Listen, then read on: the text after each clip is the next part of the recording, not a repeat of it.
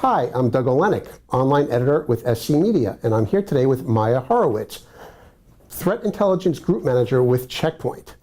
How are you today, Maya? I'm doing great, and you? Very well, thank you for joining us. Maya is here with us today to discuss Checkpoint's first half report, a report that looked at various threats in the industry. So Maya, what were some of the standout threats that you noticed? Okay, so I'll brief through some of my favorite findings.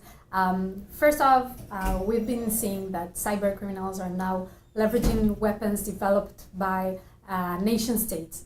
We all saw it on the news with WannaCry, with NotPetya, that tools developed by NSA are now being leveraged by these criminals for these huge global attacks, and these aren't the only cases that we've witnessed. So today, as a cyber criminal, you can just rip off the NSA code and use it for your own attacks, and that's major. Now, the second thing that also relates to these attacks is ransomware. That's the hype today, and there's a huge increase with that. So if in 2016 we saw that about 26% of the attacks in the US or in the Americas was ransomware, this in the first half of 2017 we saw that there were 55% of the attacks were related to ransomware.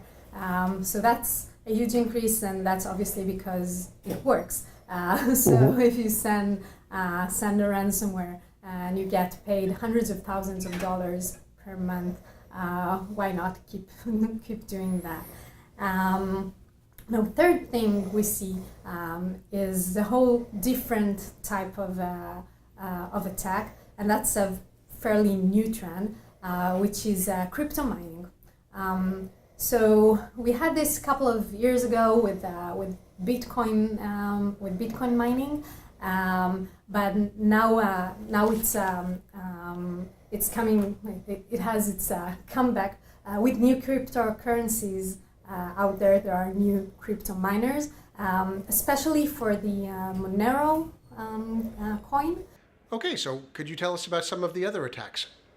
We saw quite a few types of attacks. One of them was actually also leveraging the NSA vulnerabilities just in parallel to WannaCry, but that's not the only one. We have cryptocurrency miners for Mac OS, for Windows, for Linux, so it's all over the place.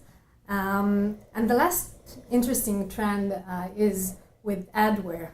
That there are more and more adware, but also more security companies who are aware of adware being a threat. We saw it with the Fireball adware just a couple of months ago, where a Chinese adware of a supposedly legitimate Chinese company was infecting somewhere between 50 million machines worldwide to 250 million, which are enormous numbers. And the interesting part here is that this adware had the ability to also download and execute additional malware on an infected computer. We didn't see the Chinese company actually leveraging this opportunity, but the fact that they had a backdoor to, even if it's 50 million computers worldwide, that's frightening.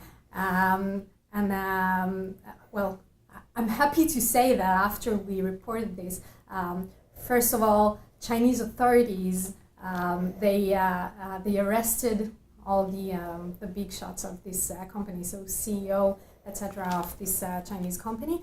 And we also opened the door for additional security companies to report on similar adware with such abilities. And this is important because usually people and companies, they don't really care if they have adware. They don't take the time to clean it from their network, but actually it means that there's backdoor for most networks out there. But obviously it's also good news because adware are also easy to block with just simple security measures. So this just has to be stopped. I believe the report may have also discussed something about the professionalism or a lack of professionalism that many of the folks who are putting out ransomware exhibit. Can you give a quick example of one or the other? Sure. So in the past, in order to be a cyber criminal, you needed to know it all. You needed to be able to write your own code and to send it to your victims. But today, being a cyber criminal is fairly easy for two reasons. First of all, the entire malware as a service market, where you can just go on the dark web or even on the clear web and rent your own ransomware for a couple of bucks per month. So it's fairly easy to just rent malware and send it to one's victims. But also, and linking back to the previous question, now that we have these huge tools that are just out there, that are leaked, you can just rip them and use them for your own benefit.